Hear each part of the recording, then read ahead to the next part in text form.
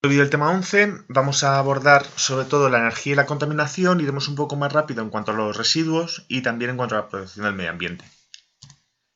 La energía. Nuestra sociedad está basada en tener disponibilidad de energía. Entonces, todos estamos acostumbrados a encender la luz, a tener electricidad para calentar agua, para calentar comida, para tener internet, y eso supone que hay que producir esa energía y esa energía tiene que llegar a todas partes. En los dos procesos, tanto la producción como el transporte, hay problemas de contaminación, es decir, de impactos ambientales en el medio. Y entonces, clasificamos las fuentes de energía en dos tipos, pero las clasificamos en función de su renovabilidad, es decir, si se van a agotar o no, no en función de los impactos ambientales, porque toda acción humana tiene un impacto ambiental, entonces la obtención de energía también. Según su capacidad de renovación, hablamos de las no renovables, que son las que tienen una tasa de regeneración por debajo de la tasa de consumo, se agotarán y suelen derivar de procesos geológicos que requieren millones de años, mientras que las fuentes de energía renovables tienen una tasa de regeneración muy alta y es superior a la de consumo, entonces no suelen producir residuos, pero sí que tienen impacto, ¿vale? No confundáis, por favor, que no son energías limpias porque todas tienen su impacto. En cuanto a las no renovables, distinguimos entre las centrales termoeléctricas, que son las que obtienen la energía mediante la quema de combustibles fósiles.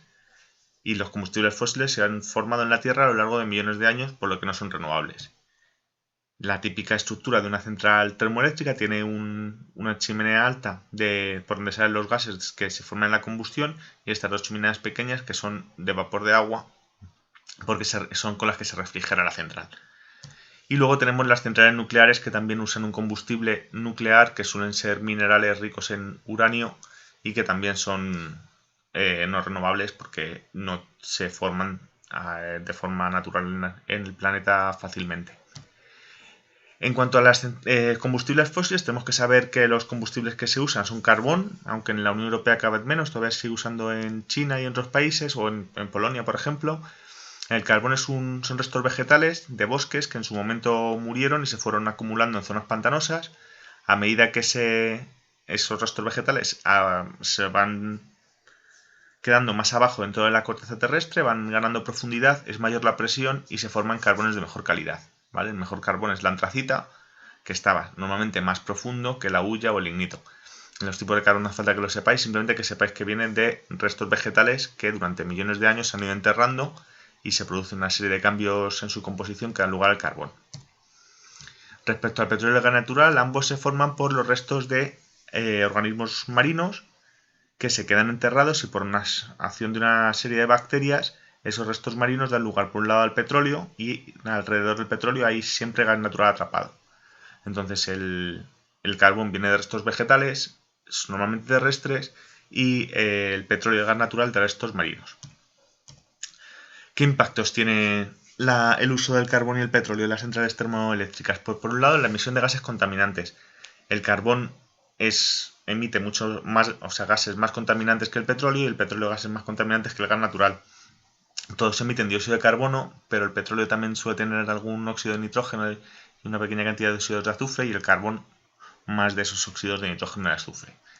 Luego, la extracción de carbón y de petróleo causa un impacto en el ambiente. Por ejemplo, esta mina de carbón que es a cielo abierto y como veis, pues el ecosistema que hubo aquí ya no existe y no sé yo la restauración de esta mina cómo acabará. Y también los pozos petrolíferos, en las plataformas en las zonas marinas. Y luego el transporte de petróleo se suele hacer a través de petroleros, que son barcos que cuando se rompen dan lugar a las mareas negras. Este es el Prestige, el barco conocido como Prestige y cómo afectó a la costa gallega. El mar está negro, de ahí el nombre de marea negra, y luego también los gasoductos, que son grandes tuberías que se entierran atravesando países enteros. Tenemos un gasoducto que viene de Argelia y que llega a España, por ejemplo, requieren grandes infraestructuras que también tienen su impacto. Seguimos con la energía. Como ya hemos hablado de las termoeléctricas, podemos hablar de las centrales nucleares. Lo que aprovecha las centrales nucleares a día de hoy es la fisión, es decir, la ruptura de núcleos atómicos grandes. Veíamos el otro día en la clase que un neutrón rompe este núcleo atómico y este núcleo atómico, normalmente de uranio, se rompe y libera más neutrones, o sea que se produce una reacción en cadena. Hay un reactor donde tiene lugar esta reacción de forma constante que calienta agua que va pasando por otra zona las turbinas. Cuando hablamos del accidente de Chernobyl, lo que se rompió fue esto, ¿vale? Fue el reactor nuclear. Por eso el accidente fue tan grande. En Fukushima se agrietó. Los impactos de las centrales nucleares, pues el problema de seguridad, el accidente de Fukushima, como veis aquí, se agrietó y se incendió el reactor nuclear, emitiendo un montón de agua radiactiva.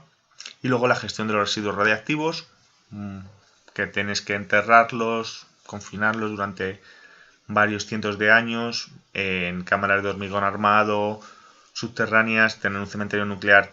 Aún así siguen emitiendo radiación, la radiación puede producir cánceres y problemas de salud, así que tampoco es una solución.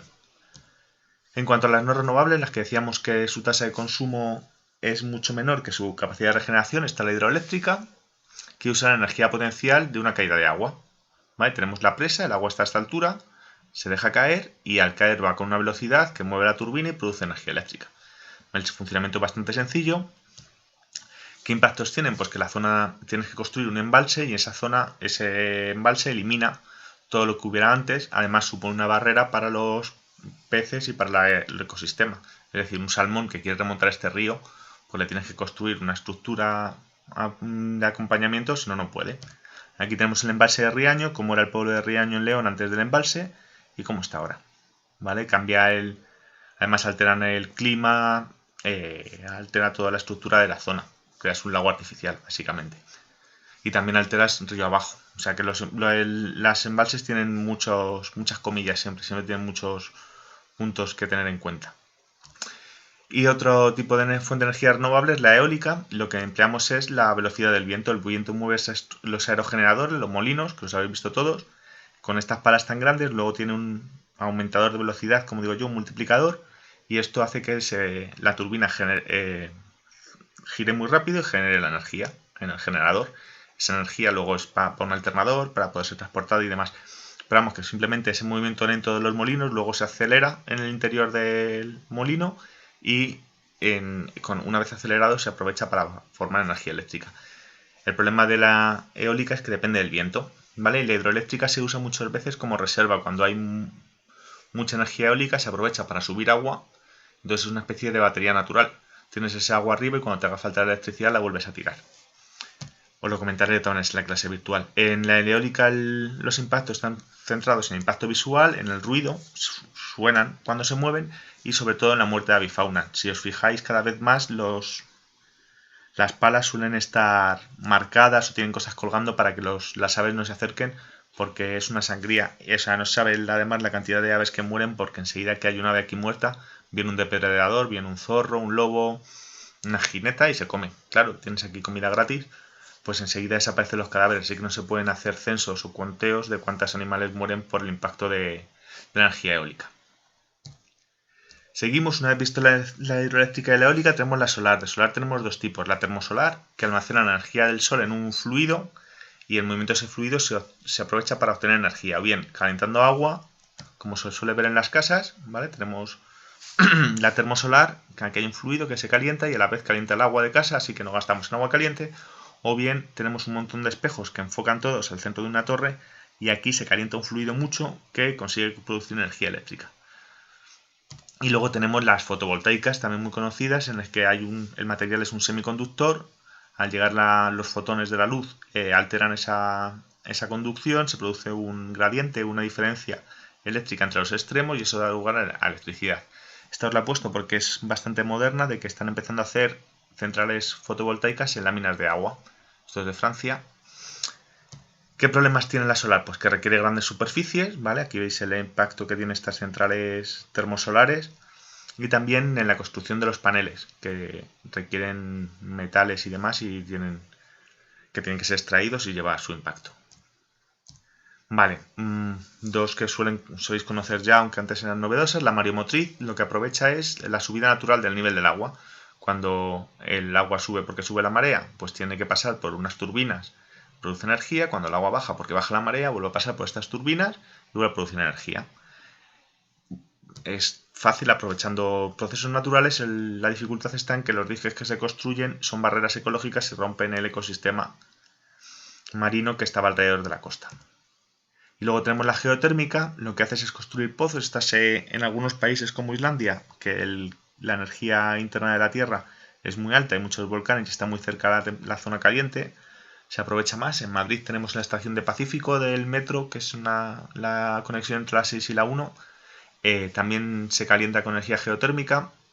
Lo que se hacen es excavar pozos hasta llegar a zonas más calientes, el agua se calienta aquí y si se consigue calentar mucho, el pozo es muy profundo, el vapor se aprovecha en turbinas y da lugar a electricidad, y si no, simplemente se calienta el agua y ese agua caliente es la que climatiza el entorno. A la hora de cavar podemos provocar el ascenso de contaminantes y también la infraestructura y el impacto que se genera al construir el pozo.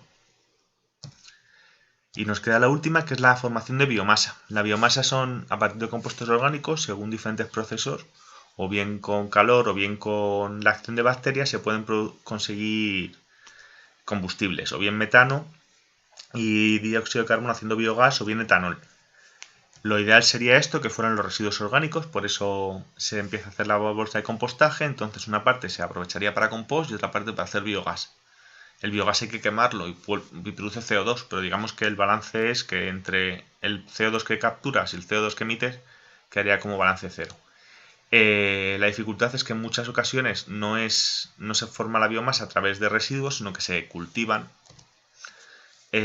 zonas que antes se empleaban para cultivar comida, ahora se cultivan para hacer trigo o centeno para hacer el biogás y entonces se deja de cultivar comida, lo que puede conllevar problemas de alimentación, así que no es del todo recomendable. Además, en el proceso de combustión, si no está bien realizado el tratamiento de la materia orgánica, puede dar lugar a gases tóxicos.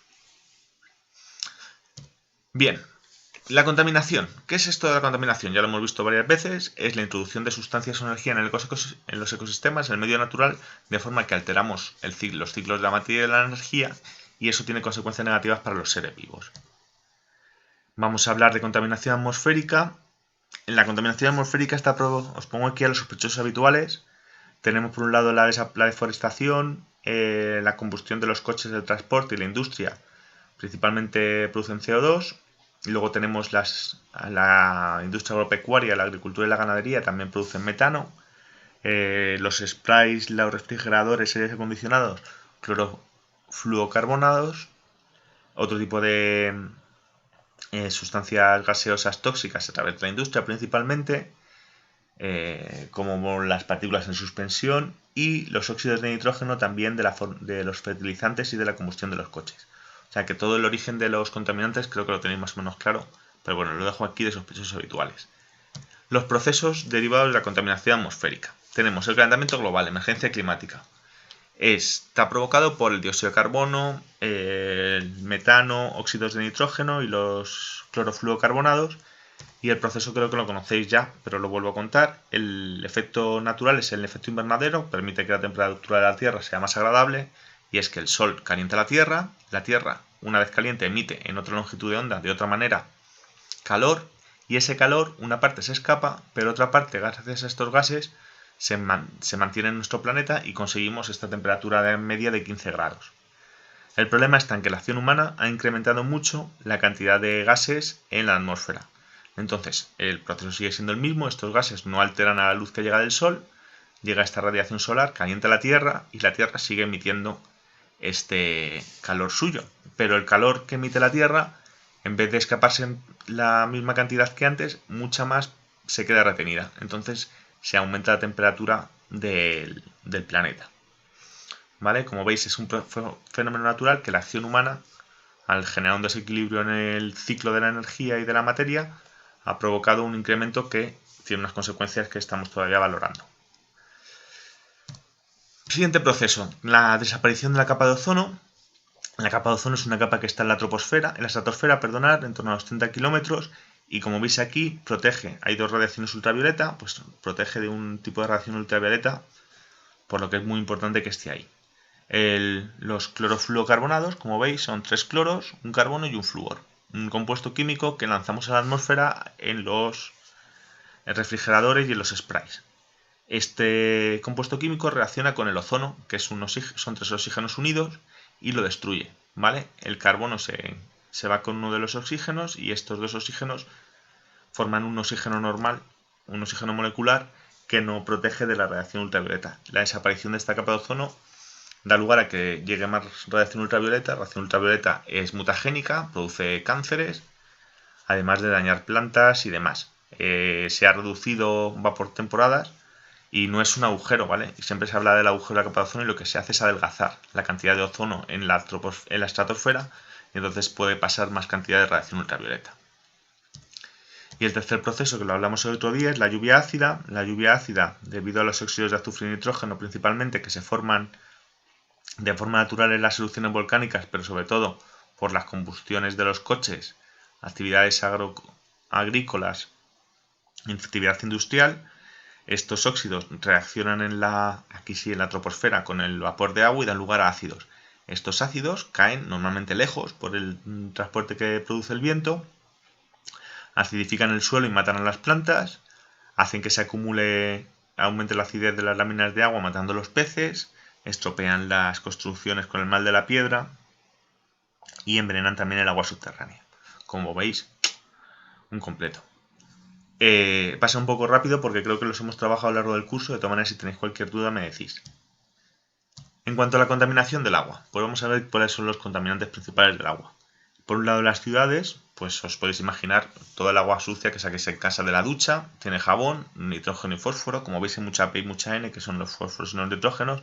Los restos orgánicos, cuando vamos a defecar, de la orina y demás, también son contaminantes, también tienen restos de bacterias que pueden ser contaminantes biológicos. Luego tenemos el agua de fregar, que también podemos fregar cosas químicas en casa como pinturas y demás, que también tienen metales pesados.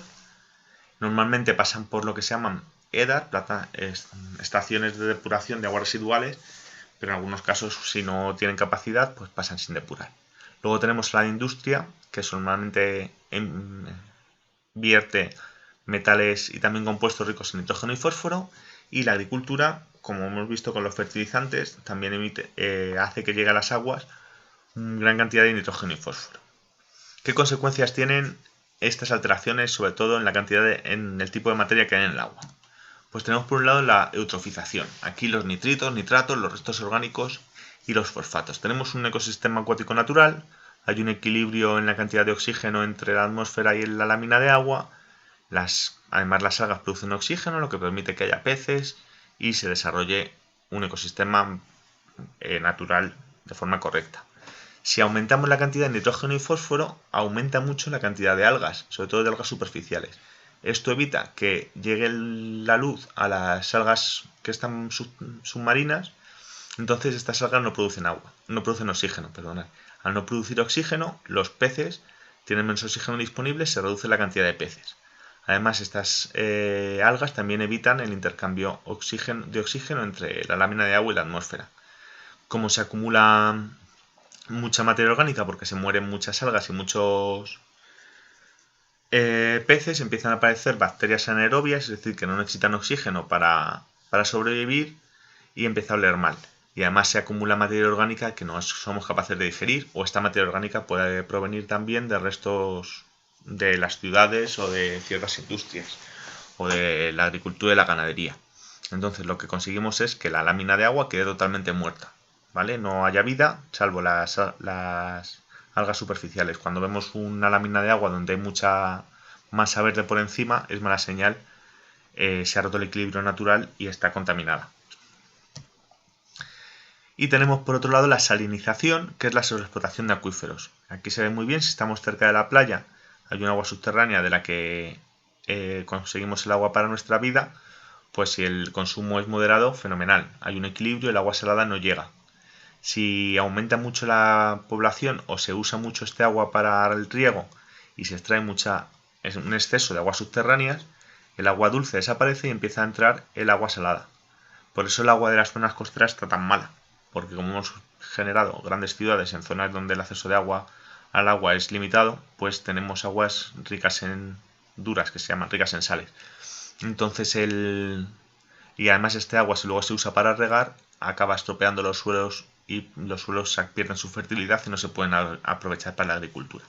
Entonces la salinización es cuando el agua salada se incorpora a los acuíferos y reduce la capacidad de abastecimiento, es decir, el agua que podemos conseguir para consumo humano, o la capacidad de riego, ¿vale? El agua que podemos conseguir para regar los campos y tener una mayor producción. Y por último, la bioacumulación, que también la vimos en la clase virtual el otro día.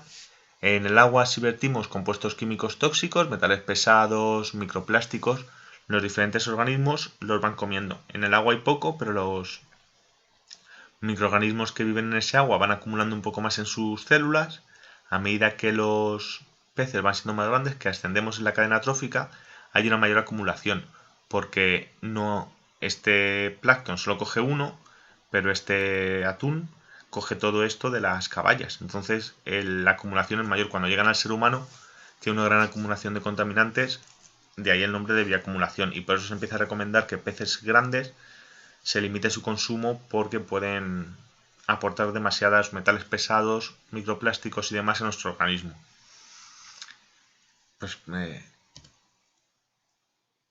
Bueno, residuos. Los residuos son materia y energía que liberamos al medio natural como consecuencia de la actividad humana y producen impactos ambientales y contaminación. Cuando hablamos de residuos gaseosos, hablamos de emisiones, ¿vale? Emisión de gases contaminantes. Producen la contaminación atmosférica, como ya hemos visto, y la mejor forma de gestionarlos es el tratamiento en origen.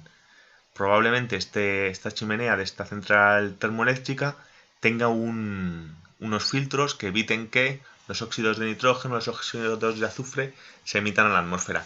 Si queremos capturarlo luego cuando está diluido, difuminado entre el resto de gases de la atmósfera, es muy difícil captar los contaminantes. Es mucho mejor el tratamiento en origen. En los residuos líquidos, que también se llaman vertidos, existen una serie de legislaciones que limitan la cantidad de vertidos que pueden hacer las industrias o la ganadería y la agricultura.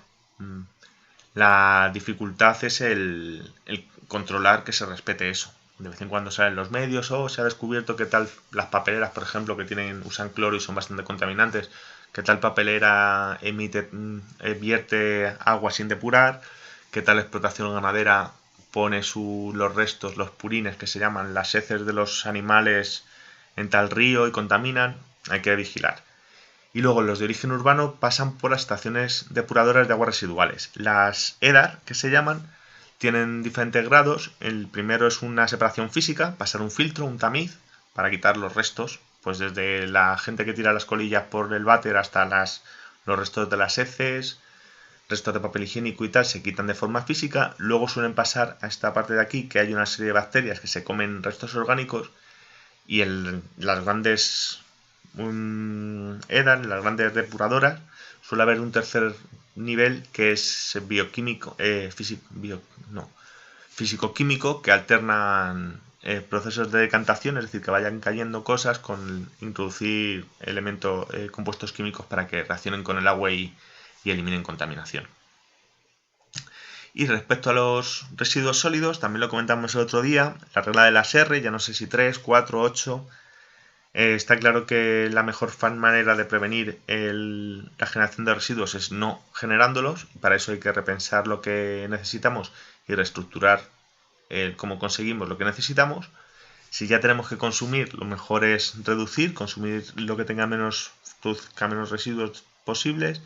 En todo lo que seamos capaces, reutilizar los materiales que tenemos para diferentes cosas, y si no, reciclar. Sabéis que hay diferentes sistemas de cubos, amarillo, verde y azul, es decir, plásticos y envases, vidrio y papel suelen ser comunes. Luego cada vez más se está extendiendo el de aceite usado y el de residuos orgánicos para intentar hacer un reciclaje cada vez mayor. Ahí os recomendaba el documental este de amarillo del escarabajo verde, porque el reciclaje tiene muchos aspectos un poco oscuros. Y luego, como veíamos, redistribuir para que todo el mundo tenga acceso a poder reducir, reclamar, exigir que nos faciliten el generar el menor número de residuos posibles y comunicar todas aquellas buenas prácticas que conozcamos.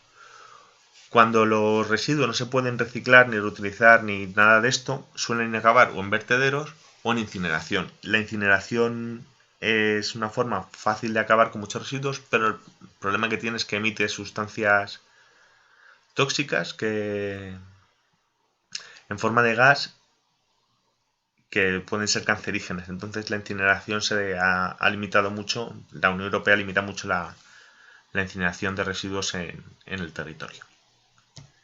Y respecto a la protección del medio ambiente, aquí me vais a ver un poco más escéptico porque, bueno, os cuento un poco lo del libro y ya hablaremos, si tenemos la ocasión en clase, sea virtual o real, sobre la protección del medio ambiente. Depende tanto de la ciudadanía como de los estamentos políticos, de los diferentes organismos, del Estado, las comunidades autónomas, ayuntamientos, la Unión Europea, las Naciones Unidas y demás.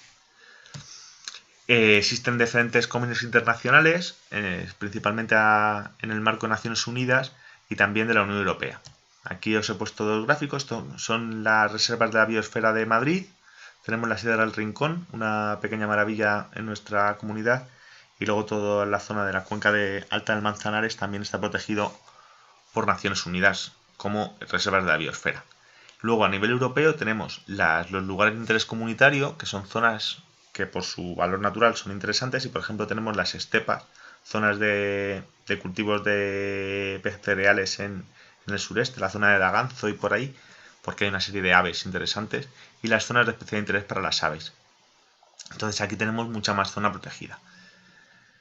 La protección, como siempre, requiere un control y un adecuado uso de la herramienta, que no siempre es así. Luego los países y las diferentes administraciones, comunidades autónomas y ayuntamientos pueden establecer espacios naturales protegidos.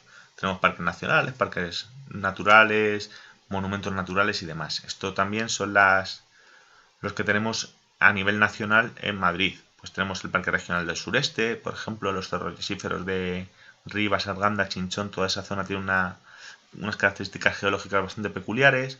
La cuenca, el curso medio del Guadarrama, que lo hicieron porque si no iban a construir, esto es una especie de, para intentar hacer un corredor ecológico, y es uno de los grandes chascos, pero bueno, lo que os decía, que esto podría comentar mucho y no me quiero enrollar.